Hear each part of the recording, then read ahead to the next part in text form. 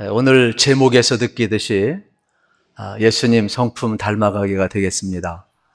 여러분 이제 한 10번 정도 시리즈를 우리가 하게 되게 될 터인데, 특별히 구원은 하나님의 은혜로 받았지만 여러분 구원 이후에 우리 예수님을 닮아가는 모습은 경건의 훈련이 필요합니다. 그래서 특별히 저는 이제 한 10주 정도 이 시리즈를 설교를 준비를 하고자 합니다. 하나님께서 역사하실 줄로 믿습니다. 우리가 신앙생활하면서 나는 이대로 살다가 죽겠습니다 하는 사람은 단 한 사람도 없어요. 제가 1부, 2부 손 들어보라고 했는데 한 사람도 안 들더라고요. 뻔한 것 해봤자 여러분들 손만 아플 것 같아서 동일한 것 같아요. 나는 변화되기를 원하고 예수님을 다 닮기를 원합니다.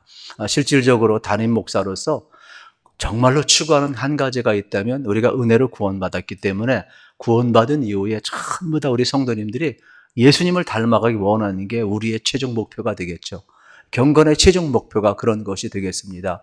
그래서 오늘 여러분의 결단은 여러분의 인생을 완전히 바꾸는 은혜가 다시 한번 일어나게 될 줄로 믿습니다. 우리가 오늘 본문은 짧아요. 그러나 얼마나 강력한 메시지인지 몰라요. 그런데 오늘 본문을 이해하기 위해서는 로마서 8장 28절을 여러분들이 기억을 하셔야 되겠어요. 롬8, 28 우리를 교회는 다 기억을 해요. 같이 한번 읽어보겠습니다. 시작. 우리가 알거니와 하나님을 사랑하는 자 곧 그의 뜻대로 부르심을 입은 자들에게는 모든 것이 합력하여 선을 이루느니라. 아멘. 놀라운 사실이 뭐냐면 하나님의 사랑을 받은 자, 우리 구원을 받은 모든 사람들은 협력해 선을 이루는데 그것이 무엇이냐? 예수님을 닮아가는 삶을 사는 게 협력해 선을 이루는 것이라는 거예요. 그걸 29절에서는 맏아들로 표현을 해요. 맏아들이 누구냐? 예수 그리스도예요. 그래서 오늘 29절을 다시 한번 마음에 담도록 합니다. 시작. 하나님이 미리 아신 자들을 또한 그 아들의 형상을 본받게 하기 위하여 미리 정하셨으니 이는 그로 많은 형제 중에서 맏아들에게 하려 하심이니라. 아멘. 우리 미리 아신 자들을 미리 부르시고 우리를 사랑하시고 우리를 구원하신 것은 하나님의 아들, 여러분 예수 그리스도의 형상을 본받기 위함이라는 거예요. 그래서 예수님을 맏아들로 삼으셔서 여러분 첫 열매가 맺으면 그 다음 열매는 자동으로 맺듯이 예수님이 여러분 하나님의 나라의 맏아들이 되었을 때 우리는 예수 그리스도 안에 거하게 되면 자동적으로 예수님을 닮아가게 되어 있다는 거예요. 그래서 우리를 부르신 것은 1차적으로 예수님을 위해서예요. 예수님이 맏아들이 되어서 첫 열매가 되었을 때에 우리는 그 안에서 예수를 닮아가고 아들의 형상을 본받게 되어 있다라고 이야기하는 장면을 보게 되는 겁니다. 여러분 우리가 예수 믿고 구원받는 순간에 우리 인격이 다 성화되면 얼마나 좋겠어요. 우리의 성품이 그대로 전이되면 얼마나 좋겠어요. 그러나 우리는 다 타락한 본성이 있어요. 우리는 다 연약한 육신의 모습이 다 있단 말이에요. 그래서 우리의 인격이나 우리의 성품이 여러분 쉽게 바뀌는 것은 아닙니다. 소원은 있지만 능력이 우리에게 없어요. 그런데 하나님은 우리에게 놀라운 기회를 주고 있어요. 예수 믿는 것 자체가 여러분 최고의 축복인 줄로 믿습니다. 아무나 예수 믿는 건 누구나 예수 믿을 수 있지만은 아무나 예수 믿는 건 아니에요. 그렇기 때문에 예수 믿는 최고의 축복이 뭐냐? 구원받는 것이죠. 그러나 그 이상이 내게 뭐냐? 예수님을 닮아가는 거죠. 그때 하나님이 우리를 비적하시는 거예요. 이때 하나님이 한 분 한 분 여러분 말씀으로 빚어가시고 성령으로 빚어가시고 상황과 갈등과 아픔을 통해서 잘 빚어가시면서 아들의 형상을 본받게 하고 있음을 우리는 이제 발견을 하게 되는 것입니다. 특별히 갈등은 어제나 오늘이나 내일이나 항상 있습니다. 살아있는 곳에는 항상 갈등이 있어요. 미국의 통계지만은 모든 범죄의 사건들을 보게 되면은 대부분 다 가정에서 여러분 55% 가족 폭력이 일어나고 있어요. 그리고 피살자의 또 90% 이상이 아는 사람들에게서 죽는다고 그럽니다. 또 그중에 45%는 친척에 의해서 살해를 당한다고 합니다. 여러분 이건 미국의 통계만이 아니라 우리나라 통계도 마찬가지예요. 이것이 우리의 삶의 현주소. 그래서 모든 갈등과 문제는 가까운 사이에서 일어나고 있다는 것을 기억하셔야 돼요. 멀리 있는 사람은 상관이 없어요. 저희들이 이제 가정예배 사역을 하는데 한 번은 그러한 에피소드가 하나 있어요. 서로 이렇게 소개를 하는데 이제 집사님이 그러한 소개를 해요. 자기는 이제 주말 부부래요. 왜요? 그랬더니 남편의 지방에서 근무를 한대요. 그래서 일주일에 한 번씩 이렇게 만나는데 옆에 있던 부부가 같이 들으면서 되게 부러워해요. 그러면서 뭐라고 하냐면 전생에 무슨 착한 일을 해가지고 그렇게 복을 받느냐고 이야기를 해요. 왜요? 일주일에 한 번 정도 또 한 달에 이렇게 또 몇 번 만나니까 갈등이 좀 적은 것 같아요. 그런데 가까이 있는 사람은 어때요?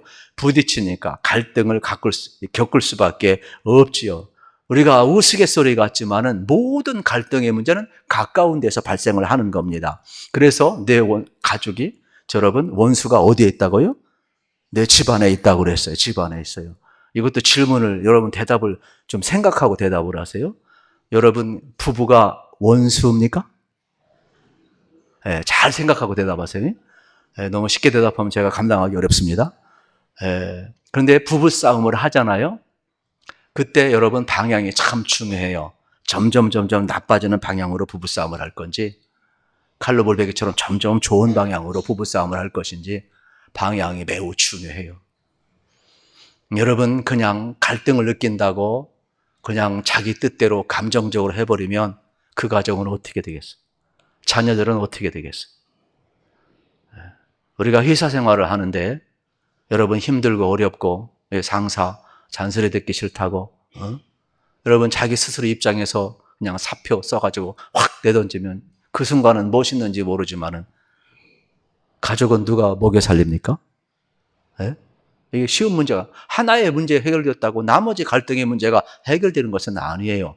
갈등은 내가 살아있는 한 항상 존재한다는 것을, 문제는 항상 있다는 것을 기억을 하셔야 돼. 그래서 이 문제를 어떻게 풀고 이 문제를 어떻게 치유하고 이 문제를 어떻게 돌파하고 사느냐, 그것이 우리에게 중요함을 기억을 하셔야 돼. 여러분이 아무리 기도 많이 하고 은혜를 많이 받고 여러분 인격이 아무리 훌륭한다 할지라도 갈등이 확 사라지는 거 없어요. 항상 사람이 여러분 존재하는 한 우리 속에는 갈등이 있게 되어 있어요. 왜요? 사람에게는요, 성품이 있거든요. 이러한 사물에는요, 성품이 없어요. 알겠습니까? 이런 건 갈등이 없어요, 사물은. 여러분이 앉아 의자 사물은 갈등이 없어요. 성품이 없다니까요. 성품은 우리들의 인간에게만 있는 거예요. 그렇기 때문에 인간은 만나는 그 자체가 가까울수록 갈등을 느낄 수밖에 없어요. 그게 본능이에요. 그게 우리의 실존이에요. 그래서 예수 믿는 것이 얼마나 위대한가를 우리는 알아야 돼요. 예수님을 닮아갈 수 있다는 것이, 여러분, 예수님 안에 있는 이 예수님의 성품은 우리를 바꾸거든요. 문제를 푸는 능력이 있거든요. 그래서 이 성품은 절대로 하루아침에 이루어지질 않아요. 그래서 옆 사람에게 조금 여유를 좀 주세요. 할렐루야. 네.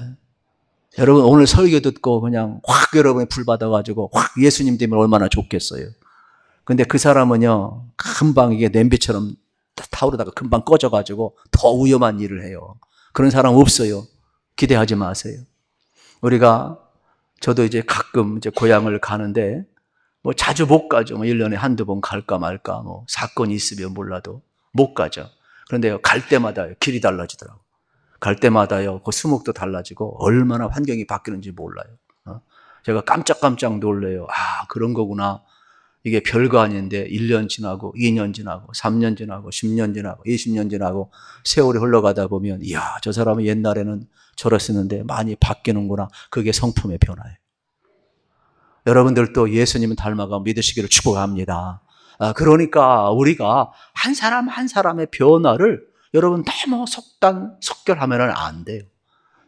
주님을 다 닮아가게 되어 있음을 우리는 발견을 하게 되는 것입니다. 첫 번째 성품의 특징이 있는데, 첫째는 하나님의 성품은 보이지 않는 곳에서 진정성이 드러난다는 것을 여러분 기억했으면 좋겠어요. 그러니까 우리가 아무도 보지 않는 곳에서 여러분 나의 진짜 모습이 이제 드러나게 되는데, 특별히 빌 하이벨스 목사님은 아무도 보는 이가 없을 때 당신은 누구인가? 라는 책을 썼어요. 여기서 성품에 대한 정의를 이렇게 이야기를 합니다. 인격이란 아무도 보는 사람이 없을 때 우리가 하는 행동이다 이야기를 하고 있어요. 그러니까 인격이라는 성품이라는 것은 남의 평판하고 좀 다른 겁니다. 무엇보다도 여러분들이 내가 무엇을 했느냐, 어떤 성공했느냐, 어떤 성취했느냐가 아니라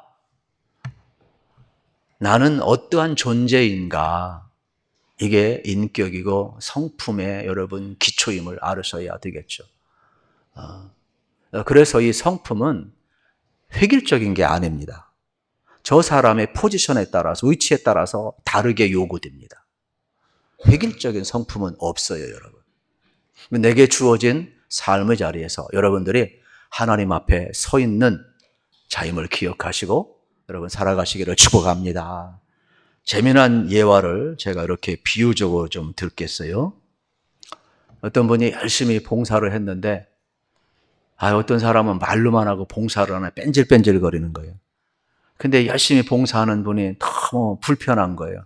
하나님 앞에 기도했어요. 하나님, 나는 지금 열심히 봉사하고 있는데 저 아무개는 눈에 거슬려 죽겠어요. 하나님 너무 얄미워요. 속상해요. 어떻게 해야 되죠? 그랬더니 하나님이 즉가다 응답을 주시더래요. 어떻게 응답 주었어요? 이렇게 응답을 주세요. 얘야, 나도 눈이 있단다 그러답니다. 너만 보고 있냐? 나도 보고 있다라는 거예요. 그러니까 이분이 즉각 순종했대요. 하나님이 보고 계신데 괜히 제가 불평했네요. 죄송합니다. 얼른 순종하고 기도하고 자기 일만 했다라는 거예요. 여러분 옆 사람한테 기억하십시다. 하나님도 눈이 있습니다. 네. 하나님도 눈이 있어요. 다 보고 계셔요. 그러니까 열심히 봉사하시는 분은 그저 열심히 봉사하십시오. 아멘. 봉사하지 않는 분 보고 불평하지 않기를 축복합니다. 왜요? 하나님이 다 보고 있어요. 하나님이 다 보고 있어요.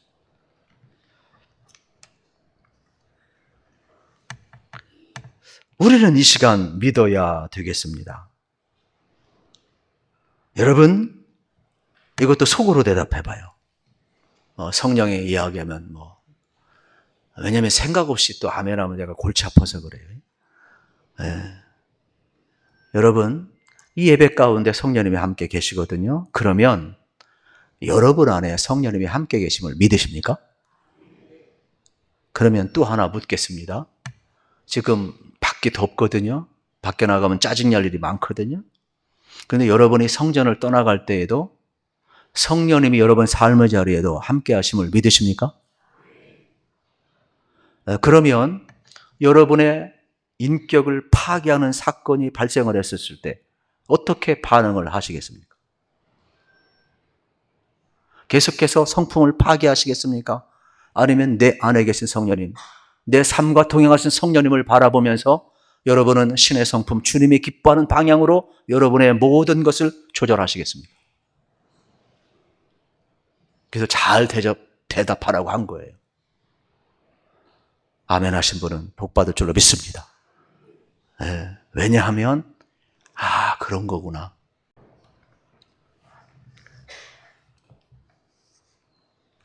성품은 구원에 대한 문제가 아니라 구원받은 사람이 구원받은 이후에 어떻게 살아가느냐, 아들의 형상을 본받고 살아가느냐, 그렇지 못하느냐의 문제를 지금 다루고 있음을 우리는 발견을 하게 되는 것입니다.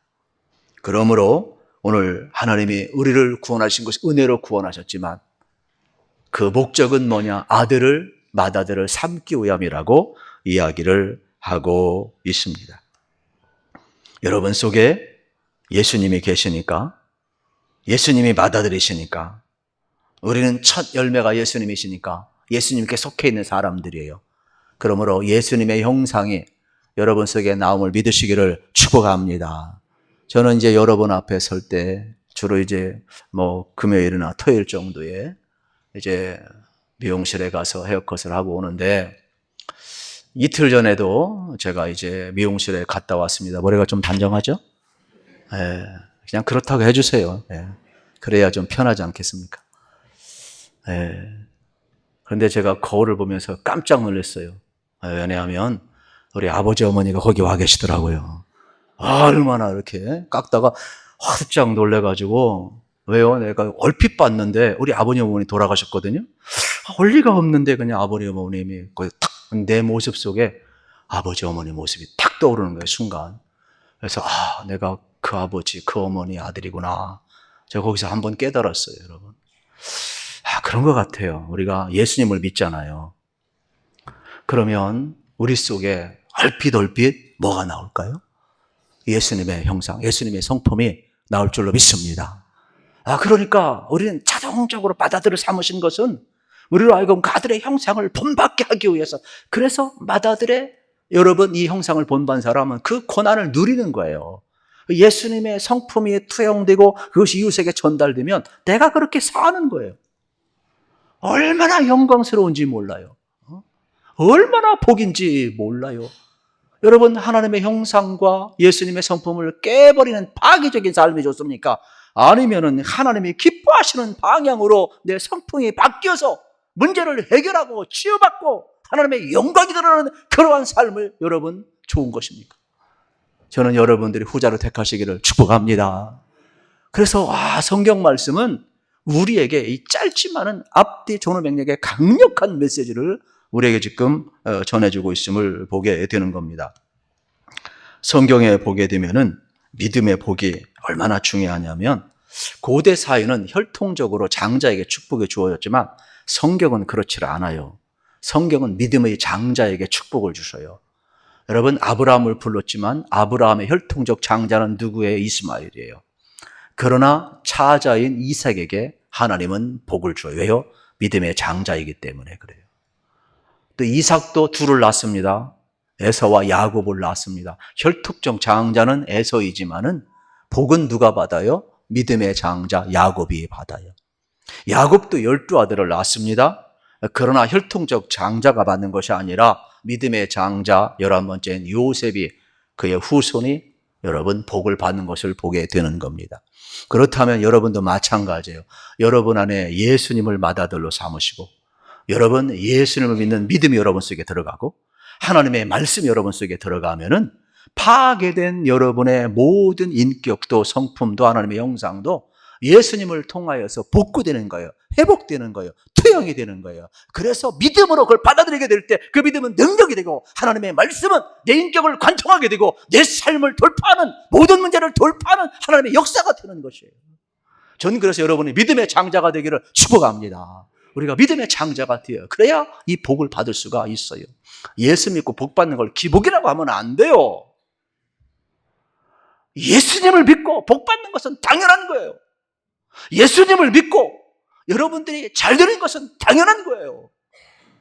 그렇기 때문에 우리가 예수님의 형상을 본받지 않고 예수님의 성품을 그대로 받아들이고 말씀 받아들이지 않고 복 받으려고 하는 게 기복이지, 예수님을 통하여 여러분의 인생이 바뀌는데 이것보다 위대한 복이 어디 있어요? 그러므로 우리 교회는 오늘 철저하게 결단했으면 좋겠어요. 우리 예수님 성품 담기로 결단하시기를 축복합니다. 성령님이 반드시 도와주시게 될 것입니다. 두 번째로, 성품이란 삶의 위기 가운데 정확하게 명확하게 드러난다는 것을 기억을 했으면 좋겠습니다. 우리는 기억을 해야 돼요. 현재는 여러분의 성품이 다 좋아요. 그런데 여러분 위기를 만나면 진정한 성품이 드러나기 시작을 해요. 그래서 우리는 항상 기억해야 돼요. 옆 사람한테 어떻게 기억해야 돼요? 서로 불편하니까 서로 좋은 관계를 갖기 위해서 당신 성품 좋아, 이렇게 축복해 주세요. 시작. 당신 성품 좋아. 아멘. 좋죠, 여러분. 우리가 위기를 만나기 전까지는 다 좋아요. 그거 알으셔야 돼요. 그러니까 여러분, 옆 사람 선입견 가지면 안 돼요. 다 좋으신 분들이. 아멘이시죠? 진짜 좋다니까요. 네? 진짜 좋은. 그러나 위기를 만나면 이제 성품이 나와요. 아까 물었죠? 여러분 안에 예수님이 계시냐고, 성령님이 계시냐고 물었죠? 그러면 그때 바짝 엎드리세요. 그 순간 기도의 자리로 가면 내가 힘든 것 같지만 주님이 도와주셔요. 주님이 도와주셔요. 이길 줄로 믿습니다. 그래서 내가 죽고 예수로 사는 게 뭔가 도와주셔요. 그 고비 하나 넘기면 하나님이 옳은 방향이기 때문에 그 길을 가는 거예요. 만약에 여러분들이 하나님이 옳은 길이 아니라면, 여러분의 본능대로 쏟는다면 뒷감당 어떻게 하시려고 그래요? 그래서 하나님은 우리를 향해서 파괴된 그 길을 가지 말라는 거예요. 그래서 철저하게 우리는 오늘 다시 한번 결단을 해야 돼요. 내가 예수님 성품을 담기로 결단하면 지금 당장 바뀌지 않는다 할지라도 세월이 흘러가면서 바뀌게 될 것이고, 우리는 그 방향성을 열어놓고 사는 사람들이에요. 그래서 백두산에서 여러분 물줄기가 어디로 흘러가냐, 방향 하나에 따라서 동해로 갈 수 있고 서해로 가고, 중국은 또 황해라고 그러더라고요. 황해가 되고, 이게 다 다른 거예요. 네? 방향성이 대단히 중요한 거예요. 그래서 오늘 우리는 다 부족하지만은 예수님의 성품 담기로 방향을 확 정하시고 살아가면 하나님이 도와줄 줄로 믿습니다. 그래서 오늘 하나님의 역사가 우리 가운데 이렇게 삶의 위기 가운데 나타나고 있음을 다시 한번 이제 발견하게 되는 겁니다. 이 훌륭한 선수들은요, 머릿속에 이 이미지 트레이닝을 많이 합니다. 네, 그래서 이 시뮬레이션을 많이 돌려요.